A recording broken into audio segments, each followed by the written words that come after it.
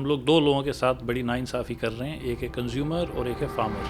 Meet Nitin Puri, the founder of Kisan Se, India's first direct from origin food brand. Kisan Se ensures their products are grown and minimally processed the traditional way, so as to preserve their nutrition and taste. All this through a very interesting co-brand, co-profit partnership model with farmer enterprises. I'm intrigued to know how Nitin achieved this Herculean feat, where Kisan Se shares 50% profits with the farmers, thereby keeping them at the fore while also catering to the health-conscious consumers of India. Let's dive right into this conversation.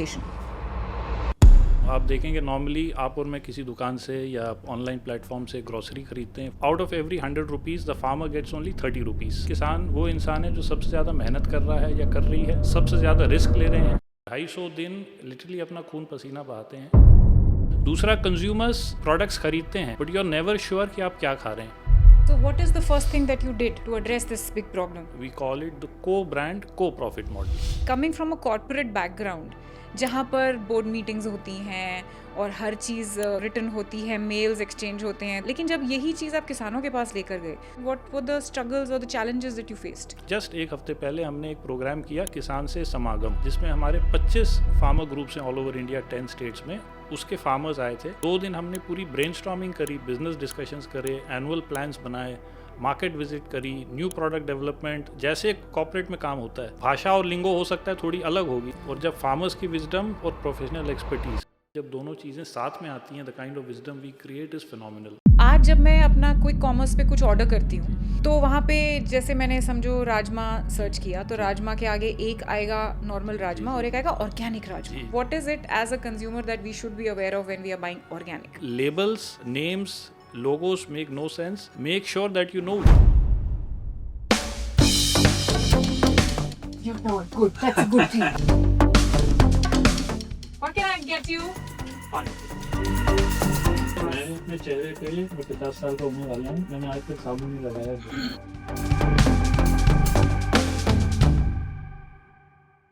Hi Nitin. Hi Chhavi. Welcome to candid confessions with Chhavi. Thank you so much. सबसे पहले viewers को अपने बारे में थोड़ा सा कुछ बताइए। जी। तो मैंने करीब 24 साल फूड इंडस्ट्री में बिताए, और फूड इंडस्ट्री में काम करते करते, एग्रीकल्चर सेक्टर में काम करते करते ये रियलाइज़ हुआ कि हम लोग दो लोगों के साथ बड़ी नाइंसाफ़ी कर रहे हैं, एक है कंज्यूमर और एक है फार्मर। और इस तरह से शुरुआत हुई किसान से की। ओके, तो ये जो आप जब आप फूड इंडस्ट्री में काम कर रहे थे, so you must have worked with some big corporate giants. Absolutely. कुछ नाम बताइए। Sure. So I used to work with ITC, Reliance Retail. I also used to work with Yes Bank, where I used to head the food and agri project finance vertical. तो पूरा food and agri sector देखा, 360 degree ring side view लिया, अपनी company और अपनी organisation का भी, और at large, you know, the big bad world at large. That's how it started. Very interested in knowing about the big bad world. लेकिन पहले मुझे ये बताइए कि जब आपने किसान से शुरू किया, तो क्या आपका शुरू से कुछ ऐसा नोशन था कि ऐसा कुछ करना है, इसीलिए मैं फूड इंडस्ट्री में रहूंगा, सब सीखूंगा? जी, ये आपने बड़ा इंटरेस्टिंग क्वेश्चन पूछा है छवि।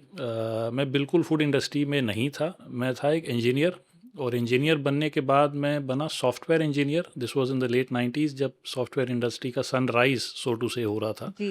और कहीं ना कहीं मुझे एक अजीब सा एक शौक चढ़ा कि फूड और एग्री सेक्टर में कुछ करना है। तो बाई चांस उस ज़माने में सोशल मीडिया तो था नहीं, तो इकोनॉमिक टाइम्स के एडिटोरियल में एक डॉक्टर वर्गीस कुरियन नाम के इंसान थे, जिन्होंने बाद में अमूल को शुरू किया था। उनका एक एडिटोरियल पीस था इकोनॉमिक टाइम्स में, जिसमें उन्होंने बड़ी इंटरेस्टिंग बातें करी थी कि इंडिया कैसे दूध में, मिल्क के प्रोडक्शन में बहुत पीछे होता था आज से 60-70 साल पहले, और कुछ ही दशकों में, with in 2 to 3 decades, India कैसे दुनिया का सबसे लीडिंग, सबसे बड़ा मिल्क प्रोड्यूसर बना, और उसकी कुछ कहानियाँ थी। तो मैं तो इंजीनियर माइंडसेट वाला, सॉफ्टवेयर कोड लिखने वाला, और ये बड़ा अटपटा सा लगा मुझे। और फिर मेरा दिमाग घूमा कि ये who is this, what is this, and who are the people behind this, and what is the movement behind this. फिर थोड़ी रिसर्च करी उस ज़माने में, तो पता चला कि there is this gentleman called doctor Kurien, this is Amul, this is white revolution. और फिर मैंने अपने MBA किया एक इंस्टीट्यूट में, it's called IRMA, the institute of rural management, Anand. उसके बाद आपने MBA किया? उसके बाद तो मैंने इंजीनियरिंग करी, नौकरी करी, सॉफ्टवेयर कोड लिखा, बोर हो गया, और फिर IRMA गया। Not bad. और वहाँ जाके हमने साक्षात रूप में डॉक्टर वर्गीस कुरियन से सुनने का, बात करने का तो नहीं, क्योंकि हम बच्चे थे, and he was a big man, he was Padmashri, Padma Bhushan and what not. तो हम बच्चे जैसे with our mouths open in awe of him we would listen to him.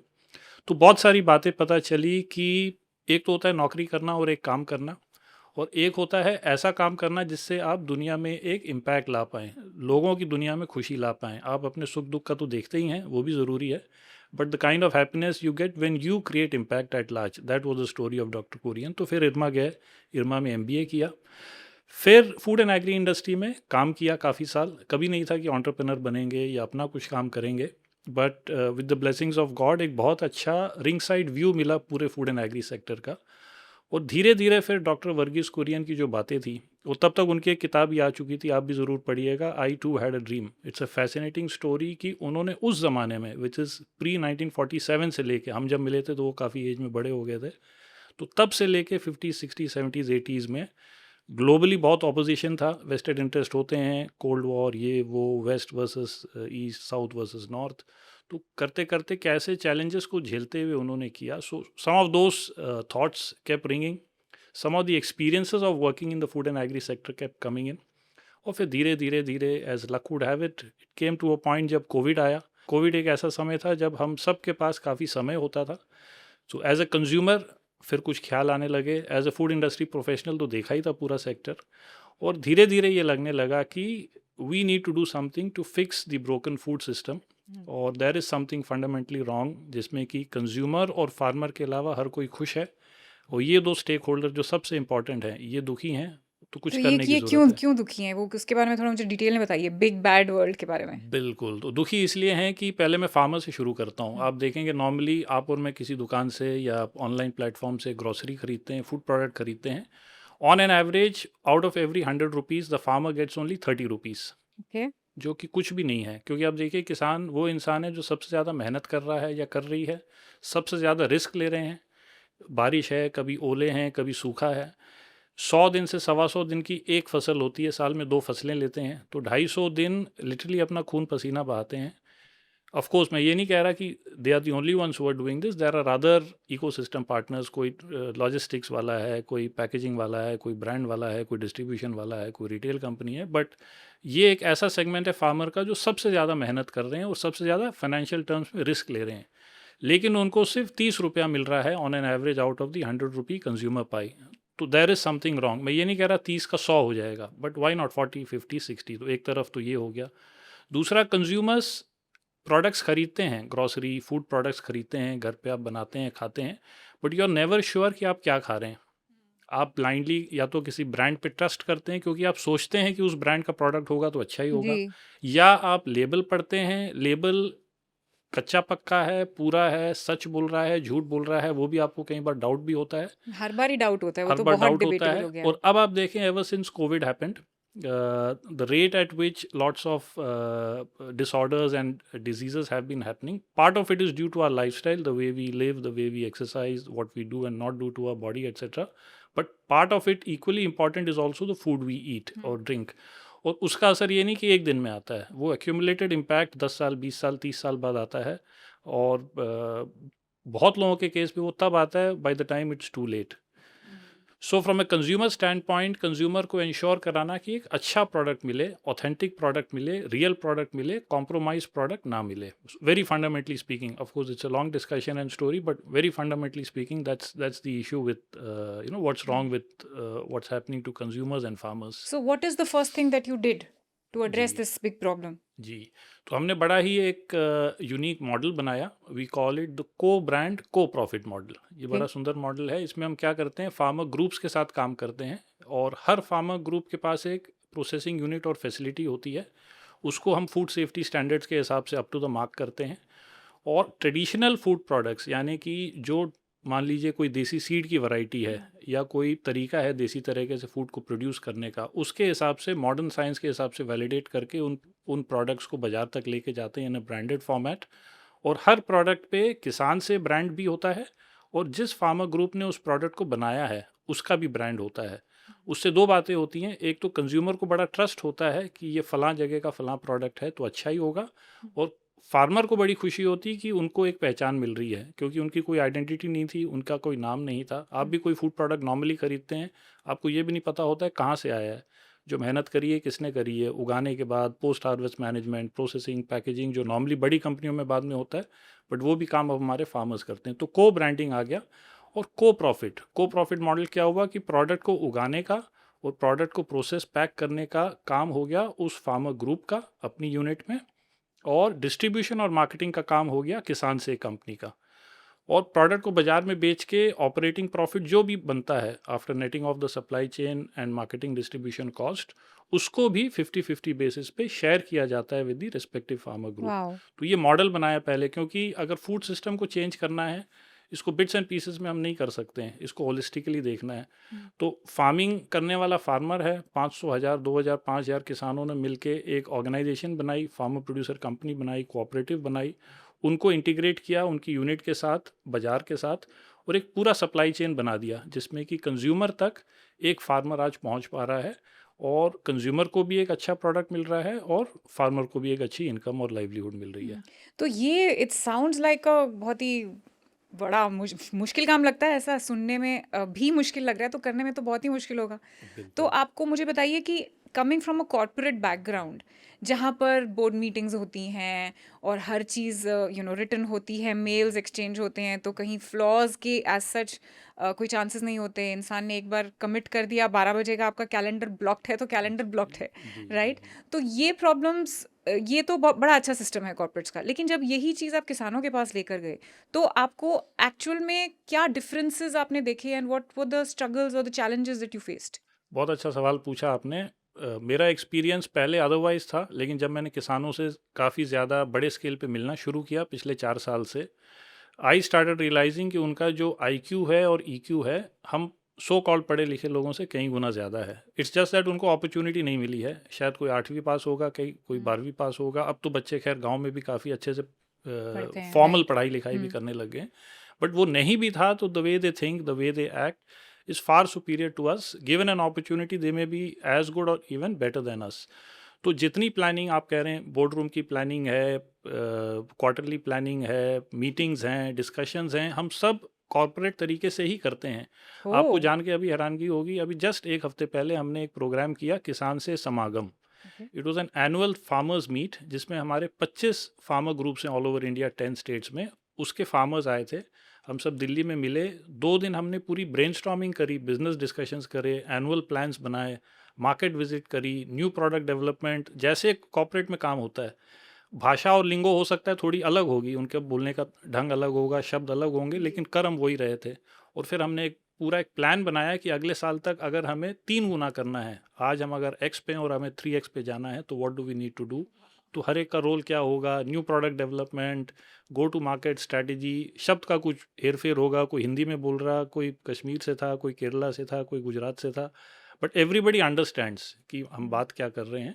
तो किसानों के साथ ऐसी कभी भी दिक्कत नहीं आई, उल्टा मुझे लगने लग गया है कि उनके साथ ज़्यादा अच्छा काम होता है, क्योंकि उनका जो इनेट ईक्यू है, इमोशनल कोशेंट, वो हम लोगों से, शहर वालों से ज़्यादा है। हम इतने मैच्योर नहीं हैं जितने कि गांव में लोग होते हैं, क्योंकि गांव में क्या होता है, एवरीथिंग इज़ अनस्ट्रक्चर्ड, अनप्लैन्ड।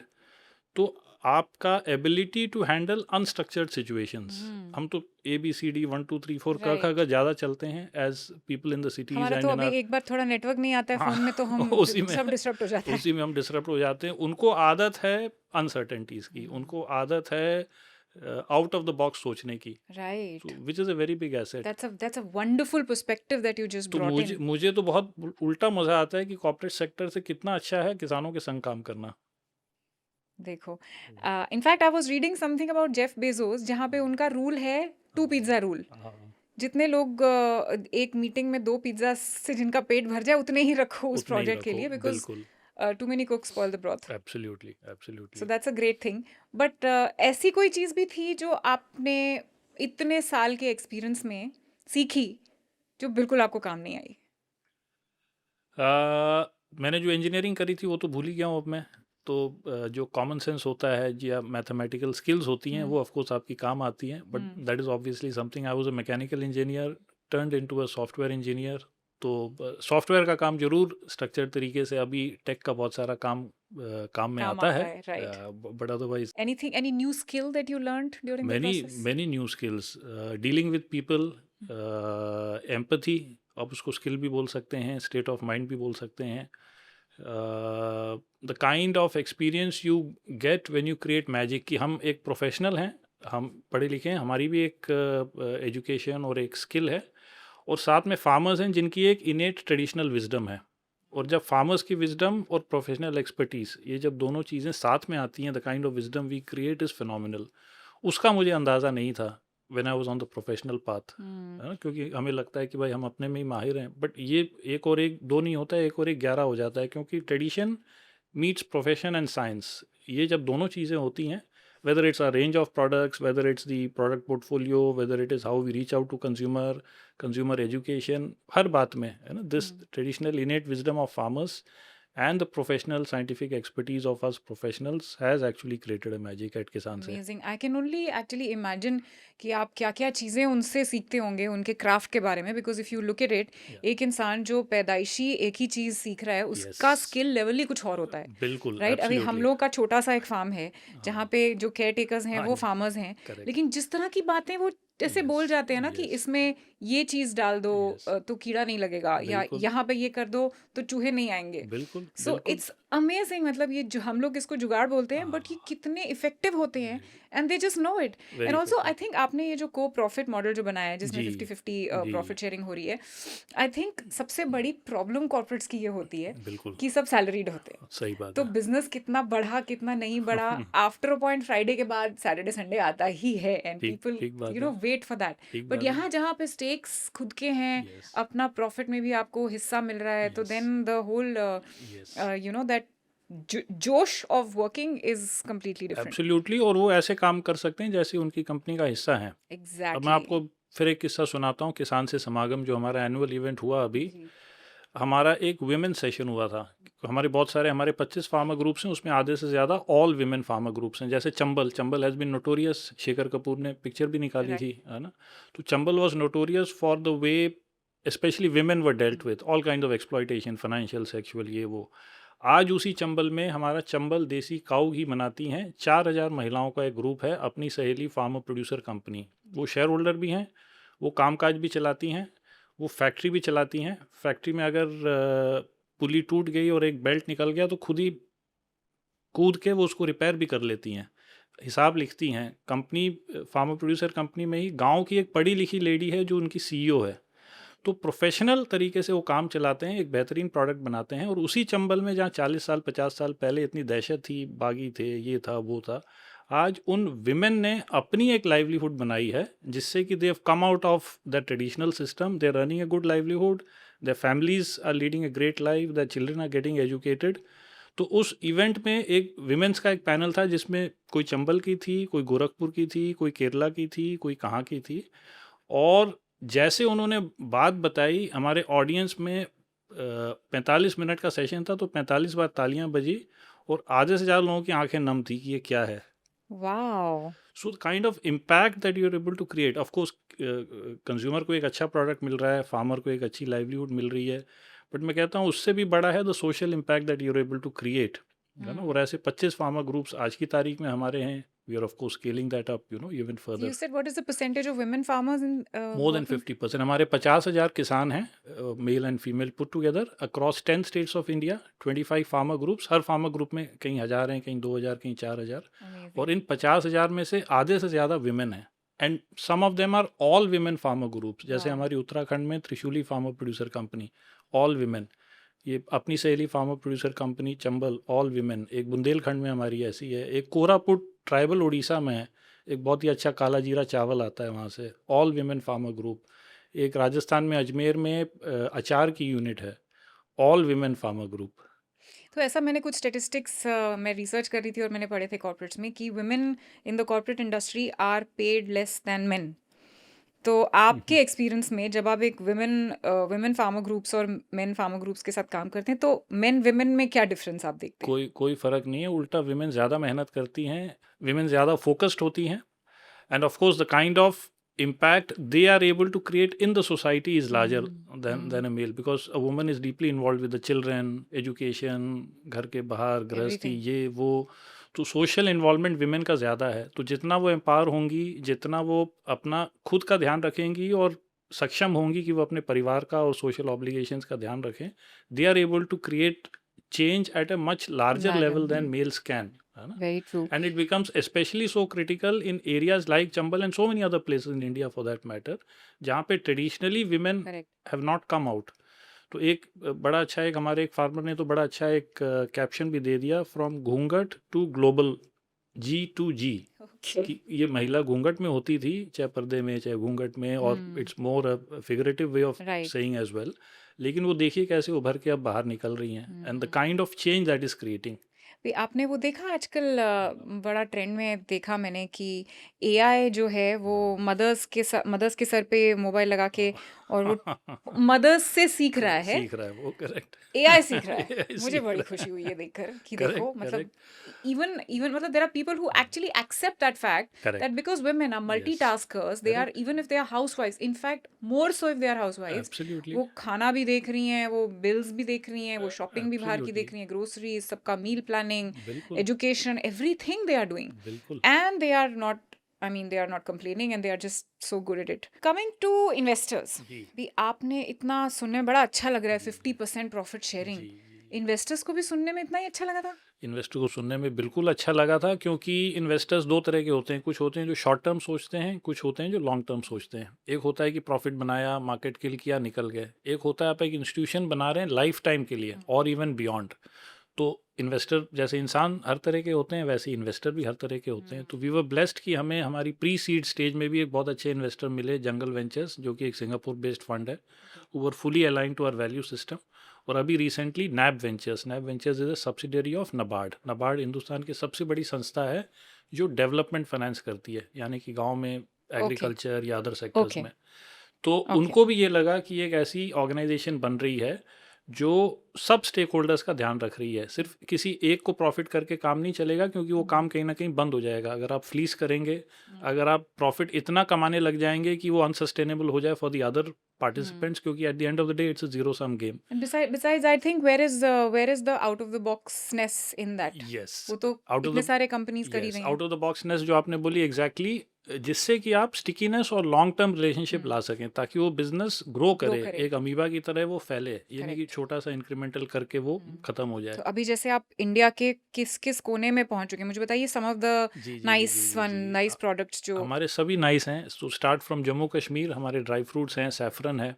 फिर उत्तराखंड से हम पल्सर्स, दालें, बद्रीनाथ का बद्री गाय का घी करते हैं. फिर यूपी से काफ़ी सारे प्रोडक्ट हैं. गोरखपुर का काला नमक चावल है, सीतापुर की जैगरी है. राजस्थान से हम अचार करते हैं, कच्ची घानी का तेल करते हैं, चंबल का देसी गाय का घी करते हैं, गुजरात की दालें करते हैं, गुजरात के कुछ स्पाइसेस करते हैं, केरला के कुछ स्पाइसेस हैं हमारे पास, उड़ीसा का काला जीरा राइस, जो कि चढ़ावे के रूप में चढ़ाया जाता है जगन्नाथपुरी मंदिर में, उसी फार्मर ग्रुप से, वो करते हैं. तो ये सारी जो लोकल जी, स्पेशलिटीज जी. जो आप पैकेज कर रहे हैं, तो जी. ये वहीं पे सब पैकेज होती हैं? बिल्कुल. तो that's the magic of it all, जो हमने इंस्टीट्यूशनल इनोवेशन किया है, जो आपको मैं पहले भी बता रहा था कि किसानों की जो इनेट विजडम, ट्रेडिशन, नॉलेज और प्रोफेशनल्स की एक्सपर्टीज़ और साइंटिफिक नॉलेज, इन दोनों चीज़ों को कंबाइन करना. तो जो चीज़ें सदियों से होती आ रही हैं. अब गोरखपुर का काला नमक चावल, ये एक 3000 साल पुराना चावल है, जो गौतम बुद्ध ने प्रसाद के रूप में अपने डिसाइपल्स को दिया था जब वो कपिलावस्तु से निकले थे अपने भक्तों में घुलने मिलने और उनमें प्रचार प्रसार करने और बातचीत करने. तो गोरखपुर तो खैर जिला अभी बना, बट ये संभाग एक डिवीज़न है with about 11 districts in and around Gorakhpur. तो वहाँ से निकले, तो ये उन्होंने प्रसाद के रूप में दिया कि ये लो बच्चों, मेरी याद आप रखोगे विद द खुशबू, with the aroma of this particular rice. और वो 3000 साल से वो वैरायटी चल रही है. अब वो जो आपने बड़ा एक स्पेसिफिक क्वेश्चन अच्छा पूछा कि क्या ये वही चीज़ें हैं जो पुरानी है, बिल्कुल एक एक चीज़ वही है. अब मान के चलिए ये पैडी 3000 साल से मल्टीप्लाई हो रही है, वो उस हवा, मौसम, मिट्टी, पानी में इतनी अडेप्ट हो चुकी है कि उसको पानी भी कम लगता है, उसमें कीड़ा भी नहीं लगता है, वो क्लाइमेट रेजिलिएंट भी है. हम जो बड़ी बातें करते हैं यूएन SDGs और सस्टेनेबिलिटी और इंक्लूजन एंड व्हाट नॉट, वो सब चीज़ें इसमें होती आई हैं. Versus hybrid varieties of rice होते हैं. हाइब्रिड वैरायटी को आपने लैब में तैयार किया है उसको ऑप्टिमाइज़ करने के लिए, यील्ड के लिए या किसी चीज़ के लिए. तो वो जो ऑप्टिमाइजेशन किया है उसके चक्कर में शायद उसमें कीड़ा ज़्यादा लगने लग गया है. अब कीड़ा ज़्यादा लगने लग गया तो दवाई डालिए. दवाई डालेंगे तो 4-5 साल बाद जैसे आप एंटीबायोटिक लेते हैं उसका असर ख़त्म हो गया. राइट. अब एक नया सीड ले आते हैं हाइब्रिड, जो उस कीड़े को जो इनफेक्टिव हो रहा है, अब इसके लिए आप नए कीड़े के लिए बनाइए करके. तो वो एक विशियस साइकिल साइकिल। चक्रव्यूह हो जाता है वर्सेस जो हमारा ट्रेडिशन चला आ रहा है कि उसकी चावल की खुशबू भी बहुत अच्छी है, गौतम बुद्ध का प्रसाद है वो, उसका ग्लाइसेमिक इंडेक्स 55 से कम है, यानी कि अगर कोई डायबिटिक या प्री डायबिटिक है या नहीं भी है, आप हेल्दी भी हैं, आप क्यों अपना शुगर बढ़ाना चाहेंगे। जी। उसमें जो प्रोटीन परसेंट है नॉर्मल चावल में सिर्फ 5% है, इसमें 2 से 3 गुना होता है इन ट्रेडिशनल राइस वैरायटीज़ में। इसमें मिनरल्स हैं, विटामिन हैं एंड वॉट नॉट। तो कहने का मतलब है जो चीज़ साइंटिफिक आज हमने प्रूव कर दी है, जीआई प्रोटीन ये सब भाषा में तो कोई 3000 साल पहले नहीं बात करता होगा, लेकिन अब लैब से आपको पता चल रहा है, बट वो इनेट विजडम तब से चली आ रही है।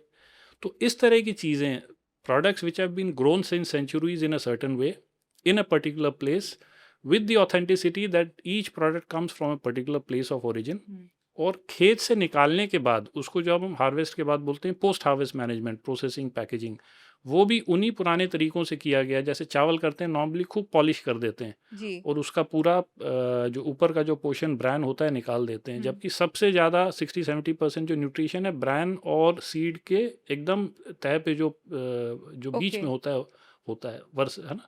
तो processing also in such a way that you are able to maintain the nutrition. तो खाने की वैरायटीज़ को प्रिजर्व करना, उन जगहों को प्रिजर्व करना, उनको प्रोसेस करके पैक करने का जो ट्रेडिशन है उनको प्रिजर्व करना over the years, you know, that itself is a miracle. तो मुझे अभी 2 सवाल आ रहे हैं मेरे जी दिमाग जी में। जी एक तो ये कि जब आप उसको इतना ज़्यादा प्रोसेस नहीं करते हैं, जी जी। तो उसकी शेल्फ लाइफ कितनी होती है? तो चावल के केस में तो शेल्फ लाइफ की कोई दिक्कत नहीं है, हुँ। लेकिन एक बड़ा आपने अच्छा मुद्दा छेड़ा है कि अगेन कंज्यूमर परसेप्शन। अब मान लीजिए एक ऐसी चावल की वैरायटी है जिसमें बाय डिफ़ॉल्ट मौसम, हवा, मिट्टी, पानी में इतना एडजस्ट हो चुकी है कि उसमें पेस्ट अटैक नहीं होता है, तो आप कीड़े के लिए दवाई नहीं डालेंगे, वर्सेस नॉर्मली खूब दवा डलती है चावल में, पैडी में। जी। आप पंजाब जाएंगे, हरियाणा जाएंगे, स्टेट तो नहीं but even generally if you see in any place hybrid varieties आप देखेंगे, तो कभी कभी क्या होता है, एक छोटा सा माइक्रोस्कोपिक लार्वा कभी किसी पैडी में, धान के ग्रेन में आ जाता है, और वो जैसे आईसीयू में पेशेंट होता है वैसे ही वो डोमेंट रहता है, वो कीड़ा नहीं बनता है बिकॉज इट्स देयर। अब उसको जब ऑप्टिमम पैक के अंदर पड़े पड़े न्यूट्रिशन मिल गया, चावल तो है ही है, उसके अंदर लाइट मिल गई, मॉइस्चर मिल गया, ऑक्सीजन मिल गई पैक के अंदर पड़े पड़े, या पैक से आपने डाल के अपने घर में एक डब्बे में डाल दिया, मे बी 1 महीने 2 महीने बाद वो larva turns into a insect, जो कि था नहीं जब आपने पैक किया था। आपने तो क्लीन किया फार्मर ने अपनी यूनिट में, लेकिन कंज्यूमर का क्या परसेप्शन होता है कि कीड़े वाला चावल आ गया, ये आपने हमें क्या खिला दिया। अब उनको ये बताना एक स्ट्रगल है और एक चैलेंज है, शुरू में होता था, अब इतना ज़्यादा हमारे लिए नहीं है, कि ये जो आप खा रहे हो जिस चावल में कीड़ा लगा है ये तो अच्छी बात है, बिकॉज अगर कीड़ा ही मर जाएगा तो आप सोचिए वो चावल खा के आपके अंदर क्या असर होगा। एग्ज़ैक्टली। सो बिल्कुल, बिल्कुल सही छोटी कहा छोटी आपने। छोटी या छोटी चीज़ें, है क्योंकि ना। अगर कीड़ा नहीं है मतलब हाँ, उसमें पेस्टिसाइड्स और सब कीड़े को यस, मारने के लिए कितनी सारी चीज़ें होंगी, इसलिए कीड़ा चीज़ें नहीं है। होंगी, and not just on farm. एक तो हो गया फार्म में खेती करते समय शायद दवाई कम है या नहीं है, इसलिए वो ऐसा है। दूसरा है पोस्ट हार्वेस्ट मैनेजमेंट। आप पैडी को मान लीजिए कई लोग साल साल 1.5 साल रखते हैं, उसको बड़े शौक से बोलते हैं एज्ड पैडी, कि 12 महीने पुरानी पैडी है, 18 महीने पुरानी है। ये बासमती इंडस्ट्री में भी बहुत चलता है। ओके। अब उसको स्टोर करने के लिए फ्यूमिगेशन होता है। ओह! अब कहने के लिए तो उसका रेजिड्यू नहीं रहता है, बट आपने तो एक एक लॉट में जाके चेक किया नहीं है, और मल्टीपल टाइम्स आप उसको फ्यूमिगेशन करेंगे।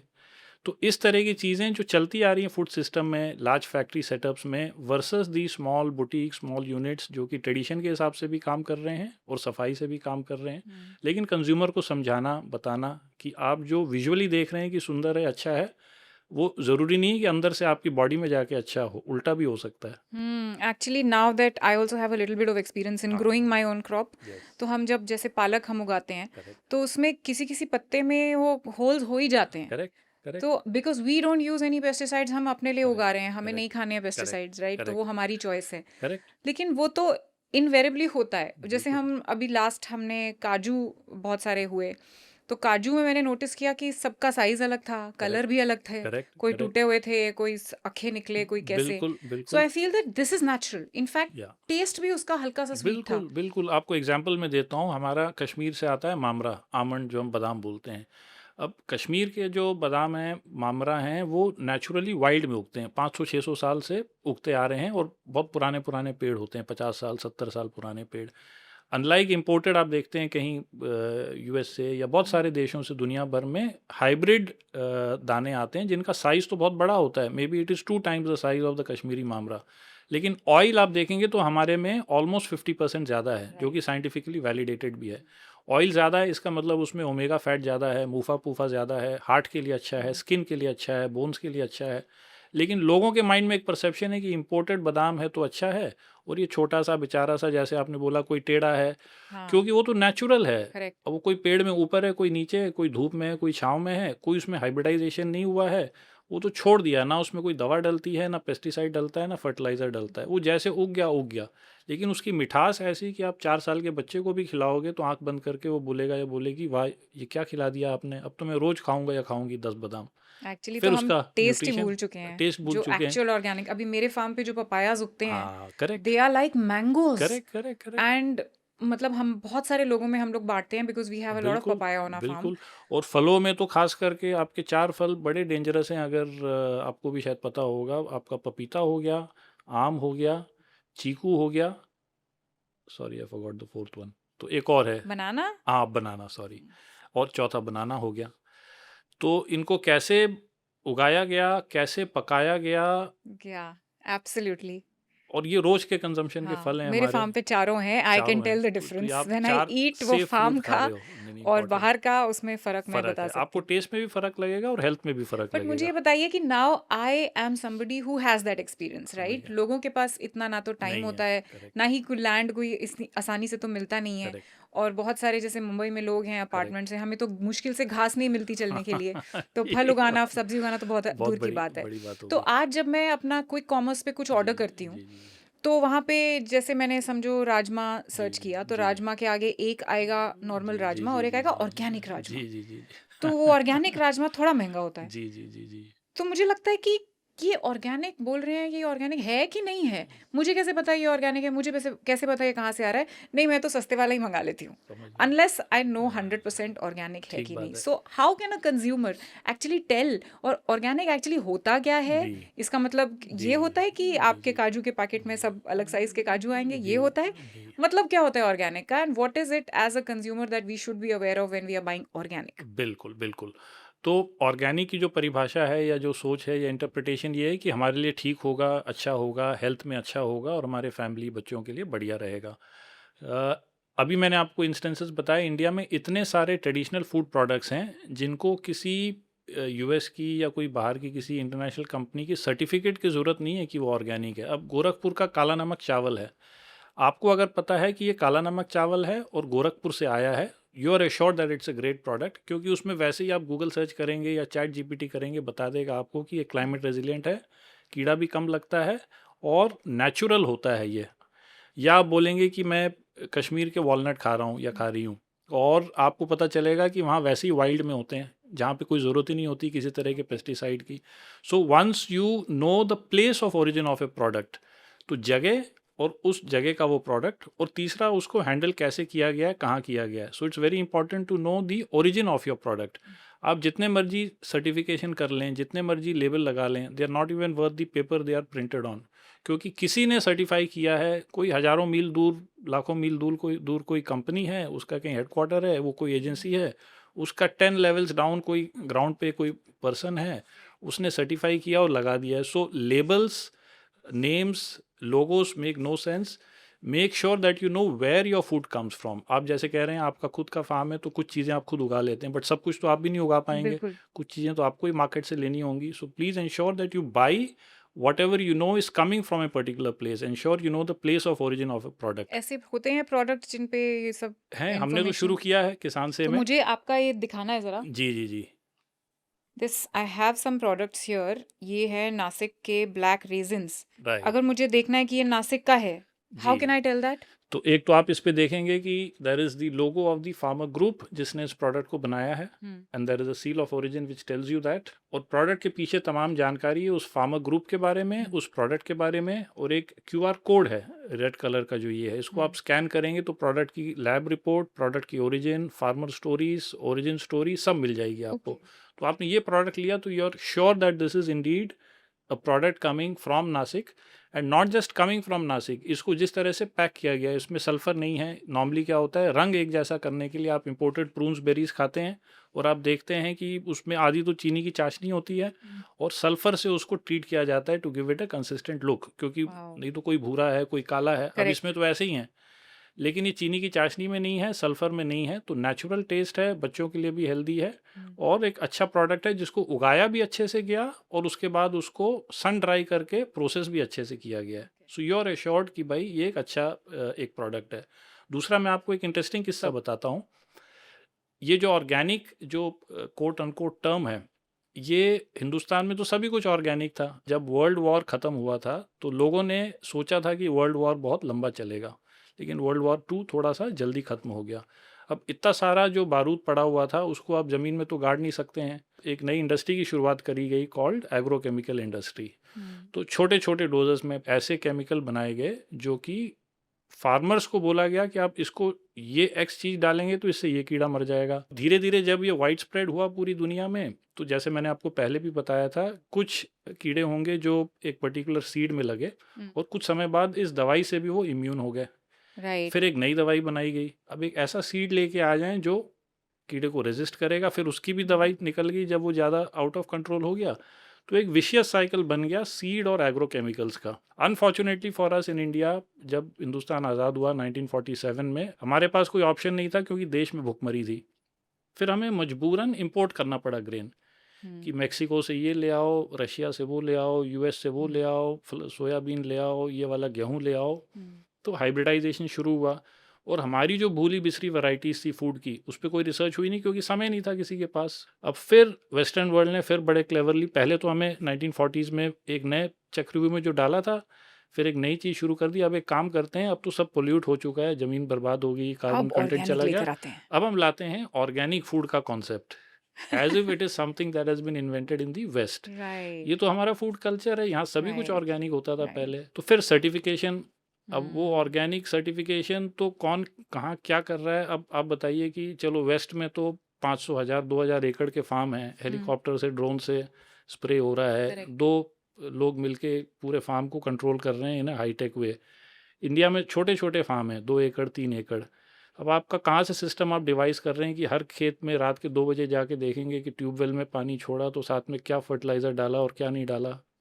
अभी रिसेंटली एक कंपनी थी, नाम नहीं लेना चाहूँगा मैं, लेकिन उसके 10,000 फार्मर हैं बोलते हैं। उस कंपनी के नाम में ही ऑर्गेनिक है, लेकिन पता चला कि उसके 150 फार्मर भी सर्टिफाइड नहीं है। तो ओह. 9,850 किसान और उनके खेत तो वैसे ही हैं। तो मेरा कहने का ये नहीं मतलब है कि सर्टिफाइड पूरा ही एक ढोंग है, बट हमारा जो सिस्टम है इंडिया का, उसमें ये सर्टिफिकेशन वाला कॉन्सेप्ट It's फिट not नहीं करता है। dependable, basically. This not dependable, it's not reliable, it's made for a certain kind of a farming system which doesn't happen in India.